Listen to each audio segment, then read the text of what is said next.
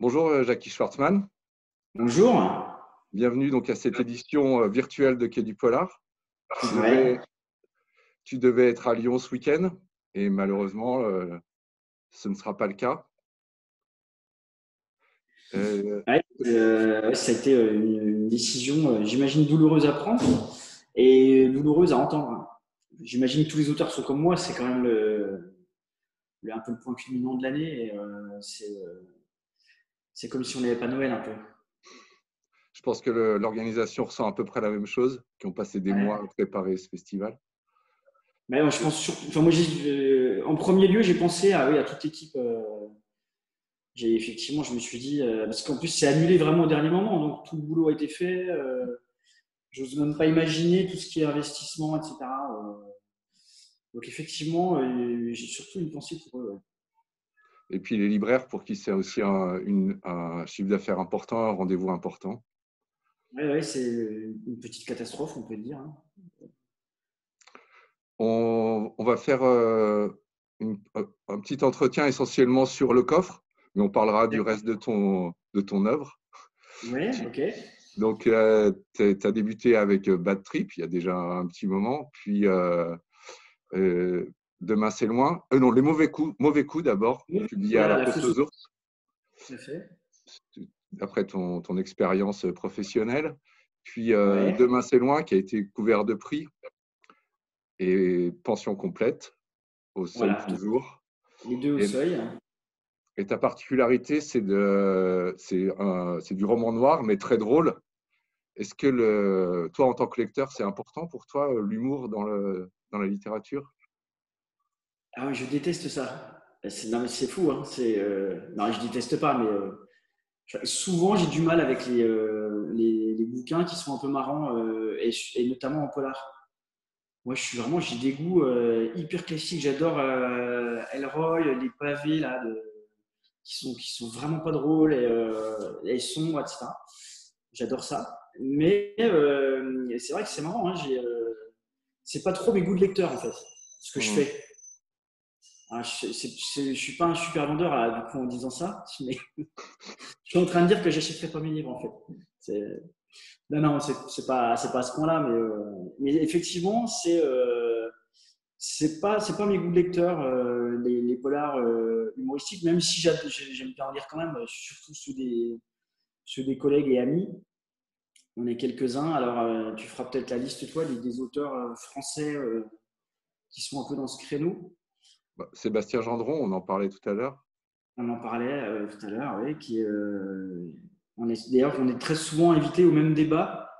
C'est drôle, on en plaisante un peu sur différents salons du livre. Donc, il y a Sébastien Gendron, il y a Sophie Enaf, Pascal Dietrich et moi-même, et j'en dis Benoît Philippon aussi parfois. Oui, oui, il peut y avoir de Alors, l'humour aussi, ouais. on est une petite bande de rigolos et on se retrouve effectivement sur les débats. Et donc, on rit beaucoup en lisant tes romans. Est-ce que toi, on a l'impression que tu prends du plaisir à les écrire. Est-ce que c'est le cas ou est-ce que cet humour dissimule le travail? Alors, il y a les deux, il y a beaucoup de travail, hein. Moi, je le raconte souvent, j'ai mis 20 ans à trouver mon style. 20-25 ans. Avant, j'essayais de faire des bouquins justement sérieux et c'était plutôt, j'allais dire plutôt mauvais, peut-être pas à ce point-là, mais en tout cas, c'était pas très bon. Parce que c'était pas mon truc. J'ai mis du temps à le trouver. Et c'est du jour où je me suis autorisé à écrire des trucs marrants, si ça vient, que c'était pour le roman Mauvais Coup. Dès que je l'ai fait, dès que j'ai commencé, je me suis dit, mais en fait, c'est ça ce que je sais faire en fait. Donc je suis allé au bout de Mauvais Coup et effectivement, je l'ai envoyé à la fosse aux ours. Balzan m'a rappelé, Pierre-Jean Balzan m'a rappelé au bout d'une semaine pour me dire qu'il publiait. Et c'était presque pas une surprise alors que pendant 25 ans, je n'étais pas publié, je ne trouvais pas d'éditeur. Hmm. Quand j'ai fini celui-là, je me suis dit pour la première fois, mais en fait, tu sais faire un roman, tu peux le dire maintenant. Et ton truc, c'est ça. Voilà. Donc, il y a quand même énormément de travail derrière, mais je m'amuse beaucoup. Je suis un peu, quand je suis en train de travailler sur mon clavier, je suis un peu comme un gamin. Je me sens un peu comme un gamin espiègle, quoi. trouver des situations qui vont faire rire, en essayant aussi d'avoir un discours un petit peu, d'observer notre société, notre monde, parce que c'est un petit peu le but quand même de la manœuvre aussi. Mais du travail et de l'amusement, ouais. Et 2019 était un peu ton année, puisque tu as eu plusieurs prix pour Demain c'est loin, le prix des lycéens apprentis de la région Auvergne-Rhône-Alpes. C'était un truc de. Ouais. Un grand moment, C'était je crois. ah bah, j'ai presque pleuré. C'était vraiment. Oui, bah déjà, j'ai fait une semaine dans plusieurs lycées de la région Auvergne-Rhône-Alpes. Donc, à chaque fois, rencontrer des 30, 40, 50 gamins qui ont lu le livre, qui, pour la plupart, avaient apprécié, s'étaient marrés, tout ça. Et puis, il y a eu surtout la remise du prix. Donc, c'était à la Maison de la Danse à Lyon, Ça. avec 1000 gamins qui, eux, ne savaient pas qui avait gagné. Donc, alors moi, je l'ai su un petit peu avant quand même. J'avais une belle chemise et une cravate, je me souviens. Et c'est vrai que quand le prix a été annoncé, il y a 1000 gamins qui hurlent, qui sont déchaînés. Il faut monter sur scène. C'est vraiment. Je m'en souviendrai toute ma vie, ça c'est sûr. Et Donc, en oui, beaucoup de. 2019, Oui, non, vas-y, pardon. non, vas-y, je te laisse finir. Après, il y a eu d'autres prix pour ce roman-là qui a été Le prix de bien, Beaune. bien accueilli. Ouais, le prix de Beaune du film policier de Beaune. Le prix Amelia Maker. Oui, la classe quand même. Ah ouais, non, mais en plus à Arras, du coup, moi j'ai presque une deuxième famille à Arras avec toute la bande de Colère du Présent. Donc ça a été un prix hyper important pour moi, Amelia Maker. Et puis j'en oublie. Non, je crois que c'est tout. Si C'est j'en déjà pas oublie, c'est mal. là. Ouais, j'ai eu Toulouse, Polar du Sud, mais c'était pour celui d'après. Si, tu as Transfuge. Oui, Transfuge. voilà, c'est le prix du Polar, Espoir Polar. Ouais. Ça m'a fait du bien parce que j'ai eu l'impression d'être jeune en fait. Comme il y a espoir dedans, mais en fait, c'est pas vrai. Et en 2019, tu as sorti 2 livres, donc Le coffre dont on parlera tout à l'heure, et puis Oui, aussi Pyongyang 1071 chez Paulsen, oui. et, qui était une proposition d'un éditeur. Est-ce que tu peux nous raconter donc ce marathon en Corée du Nord? Oui, alors bah, déjà, ces deux livres ont un point commun, enfin plusieurs points communs, mais surtout un point commun, c'est que c'est deux aventures humaines liées à l'écriture du truc. Parce que je ne fais jamais, enfin, je pense que la plupart des autres auteurs, à part peut-être Caril Ferret qui part 6 mois, je ne sais pas où, faire ses bouquins, moi, mes bouquins, je suis assis chez moi, à mon bureau, je travaille. Et là, donc, j'ai eu l'idée un peu folle de faire le marathon de Pyongyang en Corée du Nord et d'en faire un bouquin, du coup, les deux projets étant liés. Donc, l'écriture de ce bouquin, effectivement, il y a 50% du truc qui a consisté à partir en Corée du Nord, quand même, faire un marathon, rester 10 jours là-bas, dans une dictature kitsch et complètement hallucinante. C'était vraiment. Et je me souviens très bien que mon départ en Corée du Nord, c'était le lendemain de Quai du Polar l'année dernière. Donc j'ai fait un peu la fête sur la péniche là, en étant en même temps un peu. Genre lundi, je pars en Corée du Nord, j'ai pas la tête à rigoler, si tu veux. C'était un peu. Je me souviens que c'était très particulier comme moment, quoi. Mais tu as été moins malade sur la péniche qu'en Corée du Nord. Voilà. Sur la péniche, en général, on se sent plutôt bien. Hein. Il y a des produits dopants. Non, non, c'était vraiment. Je me souviens du départ, moi, c'était très particulier. J'avais peur parce que je ne savais pas dans quoi je m'embarquais. Je m'étais un petit peu quand même renseigné sur le pays, sur tout ce que j'allais rencontrer là-bas. En même temps, j'avais fait exprès de ne pas trop lire de bouquins pour arriver là-bas un peu vierge, un peu pour pas avoir de trop d'idées préconçues sur le pays. Et voilà, ça a été une claque là-bas que je raconte dans le bouquin. Je suis parti avec une amie journaliste, Clémentine. Je pense que c'est aussi ce qui m'a sauvé la vie d'être à deux et pas tout seul.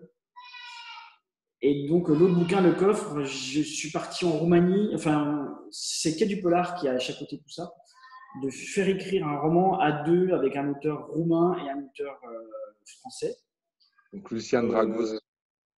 Voilà, Lucien Dragos. Alors, pourquoi c'est tombé sur moi? Peut-être parce que j'étais lyonnais encore à l'époque, mais je suis même pas sûr. En tout cas, j'étais ravi et enchanté de faire ça. Et donc, l'aventure humaine, un peu d'un autre calibre, un peu moins exotique. Je suis parti un week-end à Bucarest pour rencontrer Luciane. Ça fait plus petit joueur, mais c'était extra. Et écrire à deux sans se connaître, sans parler la même langue, là, c'était quand même un Dans un challenge. délai très court en plus. Vous aviez très Oui, peu de temps. on a eu 3 mois ou 4 mois. Mais du coup, ça a été super parce que, alors au début, on n'avait pas d'idée. On ne savait pas du tout de quoi partir. Et puis, Luciane m'a rapporté un fait divers. Donc, je suis revenu en Roumanie. C'est une vieille femme qui a été retrouvée morte dans un coffre de toit de voiture. Voilà, c'est le point de départ. Alors, je ne peux pas dire la chute du fait divers parce que c'est la chute du roman, donc je ne vais pas trop le dire.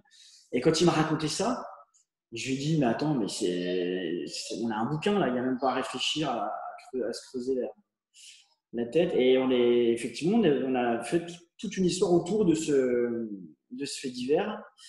On a transposé en France, donc le fameux coffre de toit est retrouvé à Lyon, ce qui permet de mettre en scène la police, enfin la gendarmerie plutôt à Lyon. Et le cadavre est roumain, donc ce qui permet d'activer avec Interpol les forces de police à Bucarest et de faire un roman donc à deux voix des deux, le gendarme français, le flic roumain. Et donc, c'est une alternance entre, il y a un chapitre écrit par toi, un chapitre écrit par lui. Tu écrivais un chapitre, tu lui envoyais, et ça fonctionnait comment? Alors moi, ça a été décidé que je ferais le premier, parce que l'histoire voulait ça, puisque le coffre est trouvé à Lyon. Donc ça devait démarrer à Lyon. Je lui envoyais mon chapitre et j'attendais le sien. Alors après, quand on s'est vu à Bucarest, on avait déjà dû faire 4-5 chapitres, je crois. Mais donc, quand on s'est vu à Bucarest, on a passé 2 heures ensemble dans un café pour se mettre d'accord. Bon, alors, toi, ce chapitre-là, tu fais ça. Moi, je fais ça. Après, on parle là-dessus. Enfin, j'ai dû prendre peut-être 10 lignes de notes, en fait. Parce qu'on avait tout en tête et on s'est juste mis d'accord. Alors, ce qui était drôle, c'est que lui, il m'envoyait ses chapitres traduits avec Google Traduction. Alors, je ne sais pas ce que tu peux imaginer ce que ça donne. C'est n'importe quoi. Mais encore une fois, c'était pas gênant parce que je devais juste savoir où il en était, où il en était arrivé. Mais à la lecture, des fois, je me disais, mais comment on peut faire? C'est pas possible.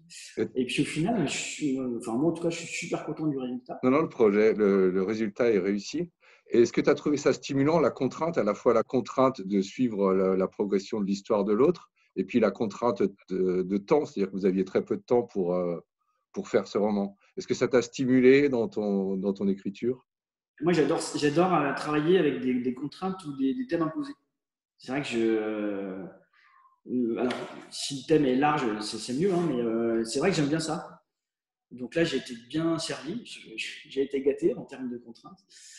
Mais en fait, tout s'est super bien goupillé parce que il se trouve que c'est le moment où moi j'ai commencé l'entraînement pour le marathon, parce que comme je partais à Pyongyang, je me suis quand même entraîné sérieusement. Donc j'ai arrêté de travailler, j'avais un boulot alimentaire que j'ai arrêté pour 1 an. Et du coup, il fallait à la fois que je m'entraîne, que je commence à écrire un peu Pyongyang, que je sois à fond dans le bouquin Le Coffre et donc ces histoires de Roumanie. Mais j'avais toutes mes journées, donc j'ai pu avancer comme ça. Et je voulais absolument finir le bouquin, de toute façon, Le Coffre, avant de partir en Corée du Nord. Donc, donc tout s'est super bien goupillé. J'ai pas souffert en fait de ce délai un peu court. Au contraire, ça m'a. Je pense que ça donne une stimulation supplémentaire. Et on retrouve vos deux personnalités. Moi, j'ai jamais lu de livre, je ne sais même pas s'il est traduit en français. Ben non, il n'est pas traduit, c'est ça qui est embêtant. Mais en tout cas, on voit les deux personnalités. Lui, il a un personnage de flic qui a des problèmes familiaux, etc. Et toi, on retrouve beaucoup d'humour. à la fois l'humour tu jouais avec les clichés, sur les clichés l'image des Roumains, l'image des Russes, l'image des Français, etc. Il y a J'aime bien aussi jouer. beaucoup, il y a aussi beaucoup tu joues avec les noms des personnages. On retrouve ton éditeur Balzan qui est procureur ou juge d'instruction, je ne sais plus. Ouais. J'ai fait un mix aussi entre Gwenaëlle Desnoyers, qui est mon éditrice au Seuil, et Stéphanie Delestré chez Gallimard. Donc ça se transforme en Gwenaëlle Délesté, qui est médecin légiste. Je me suis amusé à faire de multiples clins d'œil. Tous les noms de personnages sont des noms du monde du polar français. En fait, comme c'est chapeauté par Quai du Polar, je me suis dit que c'était une façon de faire un clin d'œil à Quai du Polar et au monde du roman policier français. Karine Ferret est un gendarme en arrêt maladie. Ouais. Moi, je crois que. Pour mal de dos, paraît-il. Il a tout le temps mal au dos, ouais. Mais alors, je crois avoir demandé à chacun des auteurs leur autorisation, sauf Philippon. J'ai oublié complètement Benoît Philippon. Donc, il est dedans sans que je lui ai demandé son avis.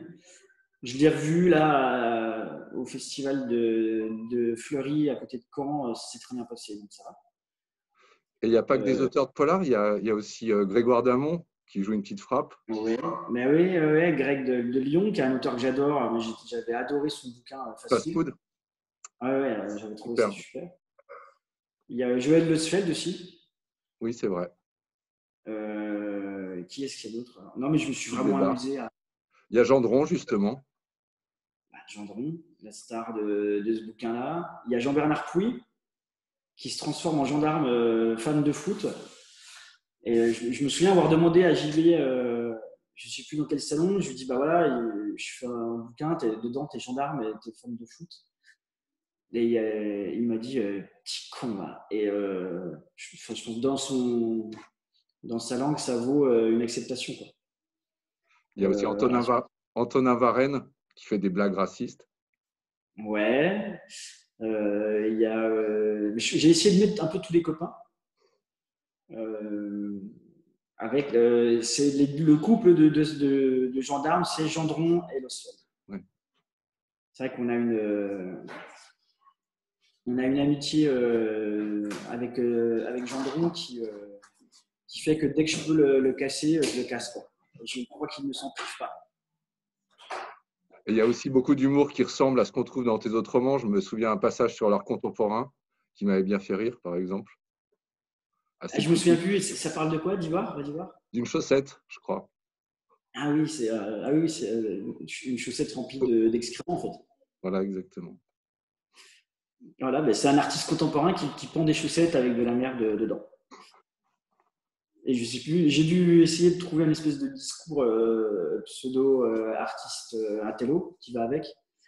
Mais j'aimerais bien avoir une expo comme ça, moi.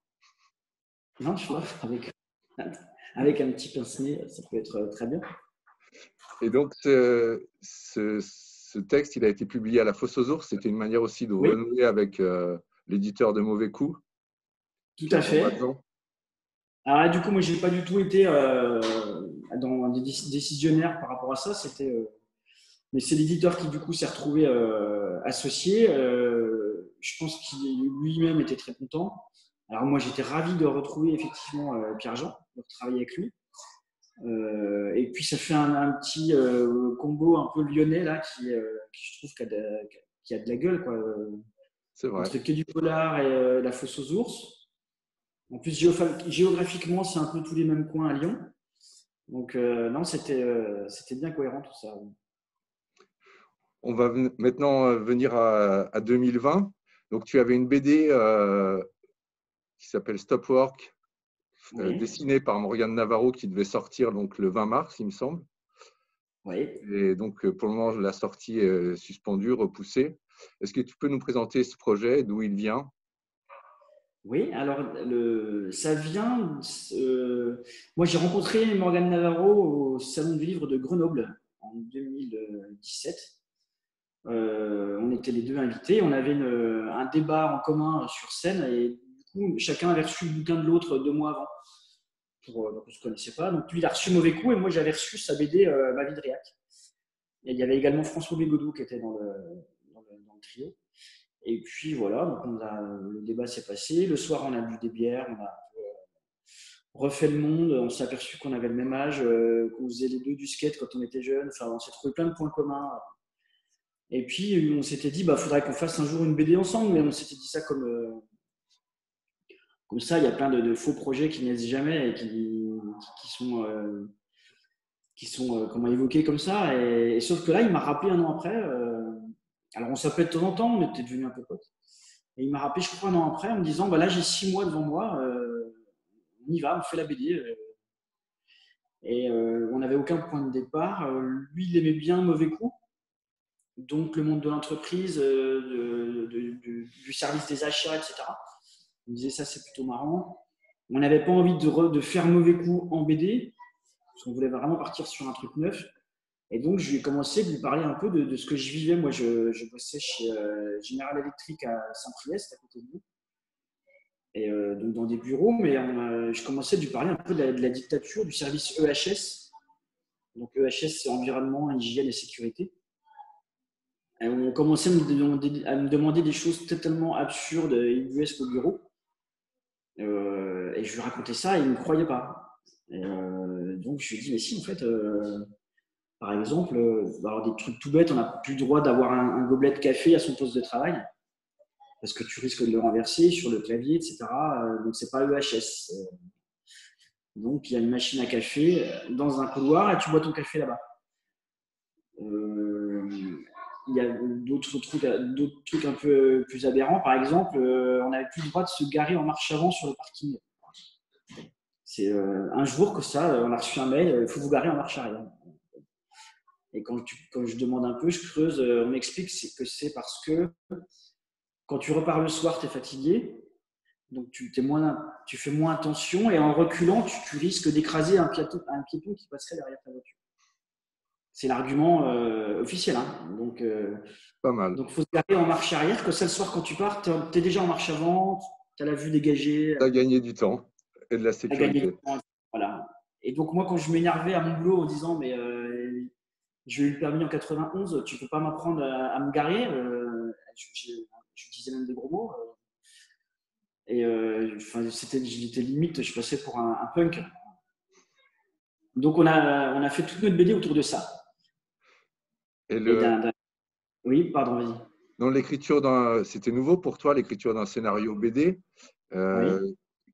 Est-ce que tu t'es facilement adapté à ces nouvelles contraintes? Est-ce que tu as trouvé ça difficile, différent par rapport à l'écriture romanesque? J'ai trouvé ça 1000 fois plus, comment dire, pas facile, mais 1000 fois plus marrant à faire. Parce que là, en plus, avec Morgan, lui, sa façon de travailler, il ne voulait pas que je fasse ce découpage. D'accord. En planche, en vignette. Donc, il m'a dit ça, c'est à moi, tu dégages. Voilà. Donc, du coup, il m'a dit, ce que je veux, c'est que tu m'écrives en gros, en fait, une pièce de théâtre. Dans la forme. Hein, c'est des dialogues. Ouais. Voilà. Tous les dialogues, les situations. Sauf si je voulais vraiment, s'il y a une vignette, une case qui me tenait à cœur au niveau graphique, je lui précisais. Mais sinon, je les laissais faire. Donc, du coup, ça a été un bonheur d'écrire ça. Moi, j'adore faire des dialogues, c'est ce que je préfère. Donc, mais là, en revanche, j'ai travaillé après avec un autre dessinateur pour une prochaine BD. On est en train de bosser dessus, où là, j'ai dû faire tout le découpage. D'accord. Ce qui est passionnant ici, j'ai adoré faire ça, mais c'est beaucoup plus compliqué. Il faut se creuser quand même beaucoup plus. Tu fais un découpage case par case. Voilà. Ok. Vignette 1, qu'est-ce qui se passe dans chaque case? Ok. Voilà. Et même les onglets de vue. Ouais. Ok. Et puis le bout de dialogue associé. Et il me semble que j'aime les deux façons de faire. Et il me semble que tu aimerais bien aussi écrire pour le cinéma. Est-ce que ça se reproche un peu de ça, finalement, l'écriture d'un scénario où tu as le découpage Oui, c'est beaucoup plus proche d'une écriture d'un scénario de long métrage que d'un roman. Ouais. Alors, évidemment, tu as quand même ce côté très figé dans un scénario de long métrage, je trouve. Effectivement, il y a la fluidité parce que c'est une histoire qui est racontée avec des images. Mais il y a quand même ce côté séquence 1. Voilà, c'est figé. Tu dis, machin rentre dans la pièce, etc. Tu mets les dialogues. Après, on passe à une séquence 2 avec toujours précisé extérieur, jour, intérieur, etc. Donc, c'est vrai que c'est assez proche. Mais j'aime vraiment les. Je pourrais pas choisir entre l'écriture du roman, de la BD ou des scénarios de long métrage. J'adore tous les formats. Magnifique. Oui, je sais pas. Et pour revenir au roman, tu as aussi un projet un livre qui devait paraître au Seuil cette Oui, année. il devait sortir en octobre, hein, toujours au seuil.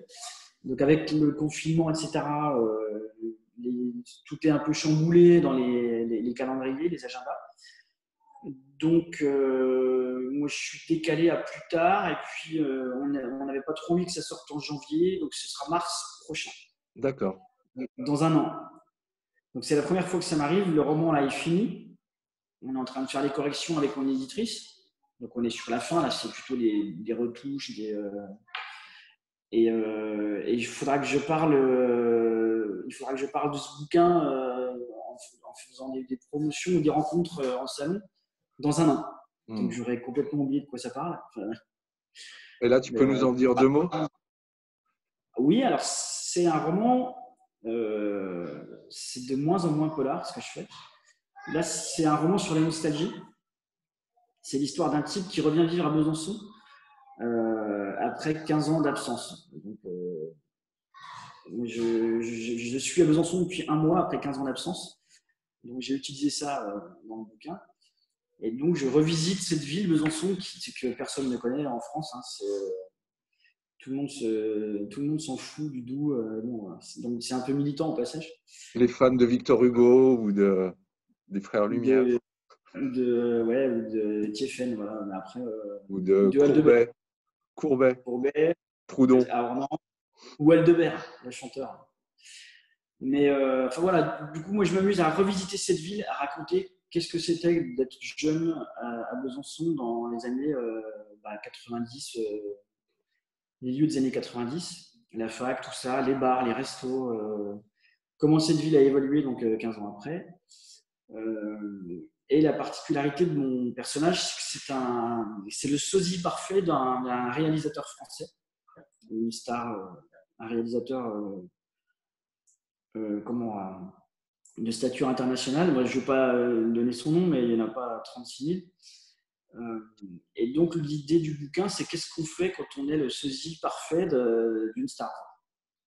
Donc, soit on a une vie un peu chiante parce qu'on te confond tout le temps, ou alors on se fait passer pour lui, on monte des arnaques et on produit des faux films pour détourner des millions d'euros. Voilà. J'ai plus choisi ça. Voilà, donc c'est un roman autour de ça, de ce gars-là qui revient à Besançon, qui redécouvre, qui renoue avec plein de vieux potes. Et il y a évidemment quand même une intrigue, ça repart après. Il a un nouveau projet pour encore un peu plus fou. Et voilà, je ne peux pas raconter s'il y arrive ou pas. Mais, On lira ça voilà, dans un an. Donc. Ouais. Et je Et, peux pas dire le titre parce que c'est le nom du gars, donc c'est le ok. nom du réalisateur. Donc, Et le confinement ne change pas trop la vie de beaucoup d'auteurs, puisqu'on travaille beaucoup chez soi, etc. Est-ce que toi, tu arrives, on a entendu tes enfants tout à l'heure, est-ce que tu arrives à travailler? non. Non. Ben, en fait, ma grande est en CM1 et ma petite est en grande section de maternelle. Donc, je ne suis plus écrivain, je suis instituteur double niveau. Bon, comme plein de parents, hein, et ma compagne étant infirmière, du coup, c'est vraiment moi qui m'y colle. Quoi. Du coup, j'ai pas trop le temps d'écrire. Alors, ce qui est drôle, c'est qu'hier, j'ai commencé un nouveau roman. J'ai fait 2 pages et mon ordinateur est foutu depuis hier. Il est bloqué. Je me suis un peu renseigné. A priori, c'est mort. Donc, j'ai perdu tous mes écrits. Donc, ce qui est déjà publié, c'est pas très grave. J'ai plus besoin d'avoir les documents Word. je me suis aperçu tout à l'heure en y repensant que j'ai quand même, j'avais un polar euh, et j'avais fait la moitié, qui était pour dans longtemps. C'est un projet que je traîne depuis très longtemps, un très long polar qui serait pas trop rigolo celui-là. Et donc, bah, il est perdu parce qu'il était dans mon ordi. Ben, C'est peut-être un signe. j'espère que tu pourras récupérer ce disque dur ou Ouais, mais du coup, voilà, je le prends avec le sourire parce que sinon je pleurerais. Donc, mais c'est peut-être un signe du destin. Il ne faut pas que je fasse des polars sérieux, parce que quand j'essaie d'en faire un, mon ordinateur plante. Bah, comme tout le monde, on vit autrement, quoi, c'est sûr. Alors moi, j'ai la chance de m'être retrouvé à une période où j'avais fini vraiment les bouquins BD, tout ça, tout était terminé. J'étais pas vraiment reparti dans un nouveau bouquin, un nouveau projet. Voilà, donc c'est vraiment bien goupillé. Mais je ne pourrais pas écrire, non. À cause des enfants. Et la chute, c'est qu'il ne faut pas faire d'enfants. Finalement, c'est quand même ça ce sera le mot de la fin? ne faites pas d'enfants. Non, non, mais je ne sais pas comment c'est pour les autres écrivains. Il y a quand même des choses positives, c'est que je lis énormément. Là, je tape dans ma pile de bouquins pas lus en retard et je dois lire, je pense, 2 bouquins par semaine. Donc ça, rien que pour C'est ça, pas mal. c'est positif. Bah oui, il faut. Hein. Là, je suis un peu en retard. Moi, j'attaque le Goncourt de Nicolas Mathieu, Pas mal qui est pour un attaquer. régal. Voilà. Ouais. Bon, j'ai un an de retard, mais Mais c'est un un petit grand peu. livre. Ah oui, non, mais je le savais parce que j'ai quand même pas mal d'amis libraires, donc on m'avait bien prévenu. Et là, j'ai lu une trentaine de pages. Et je suis un grand fan. Les enfants après eux, leurs enfants après eux. C'est ça le titre, je crois. Ça tout de suite. Leurs enfants après eux, ouais. Voilà. Merci beaucoup, Jackie. Bah, merci à toi. Et puis, Et puis, bah, j'espère à à quai très du bientôt. polar dans À un Quai du an. Polar 2021. D'accord. Merci.